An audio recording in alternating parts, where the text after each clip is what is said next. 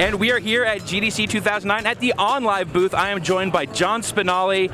You work for OnLive. Tell folks at home what this is if they haven't heard about it yet. Sure, OnLive is games in the cloud or games on demand that allows you to take your existing PCs, Macintosh, and or your television through our kind of revolutionary little micro console and connect to our game service overall.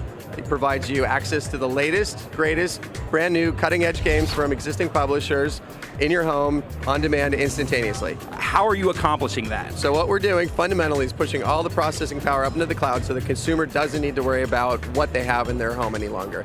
And so to do that, it was 7 years of research and development to actually be able to come up with the world's fastest video compression algorithm effectively that allows you to interactively stream video and input device signals upstream and video down. And we do it quickly enough such that there's no perceptual latency, such that people actually feel like they're playing the game in their home. In reality, they're playing the game in a server center that's within a couple hundred miles of where they live. And that allows us to actually continue to grow and grow the capacity of the server center, run things on super high-end gaming servers that's sort of unmatched with what they could do in the home on their own, in a little console or even maybe an Alienware class PC. Let's talk a little more about this service center idea of having these local servers that you're contacting to get the game effectively. It sounds like that's going to require a certain amount of infrastructure on your behalf. Like what is the approach for OnLive on how you're going to roll that out? Sure. I mean, so we are building lots of data centers around the country. Actually, it turns out there are 5. We have one on the East Coast, one on the West Coast, and then 3 kind of through the center. And then as long as our users are within exactly 1,000 miles, they can have a very local experience. And so, yeah, on our side of things, we are building server centers to support visual cloud computing. And that's kind of the geeky term for what's delivering the whole thing. But at the front end, it's essentially games on demand, high-end games, delivered straight to the home.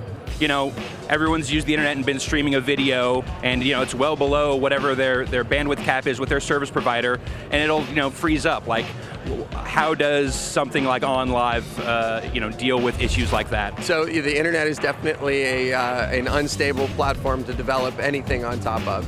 And what we've done in a lot of our 7 years in development has been figuring out how do we fundamentally work with the properties of the internet. So delivering packets is kind of an unwieldy business, so there's lots of lag and jitter and latency and routing built in, and that's fundamentally a lot of what we solved. And how do you get a low latency, high compression ratio video algorithm in place?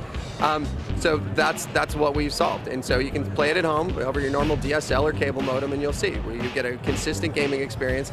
And the secret is that what we've done is an adaptive algorithm, such that as the internet kind of gets bigger and slower and faster, we adapt accordingly. And so from the consumer's perspective, the image on the screen stays the same. It's 720p, 60 frames a second, so that's a standard HD image like you would get on any console today over an existing cable modem. So you're talking about this as being like a software client on PC and Mac, correct? Yep, that's right. And then there's also going to be basically a very simple, small box for if you just want to hook it up directly to your TV. Are you talking any sort of price points for this kind of stuff right now? We're not yet. The fundamental issue that we've got is we're building infrastructure in the back end and then minimizing the amount of hardware the consumer needs on the front end. So therefore we'll be able to price this service very attractively relative to existing consoles today because our cost of goods of what goes into your home is so much lower. We're not giving exact pricing details today, but it definitely will be competitive, if not substantially lower than anything that's available in the market now. Can you talk at all about whether you're going for a kind of pay-to-play model or more of a subscription-based model?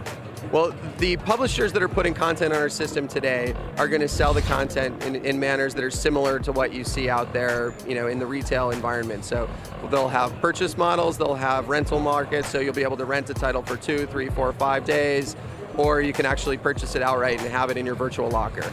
Interesting. Again, I realize this is, you are just now announcing all of this stuff, but do you have any sort of ballpark idea of when this is going to get into consumers' hands? Yeah, absolutely. It'll be out towards the end of this year. We're saying winter of 2009, so for the Christmas season. Excellent. John, thank you so much for your time. Appreciate it. It's very exciting stuff.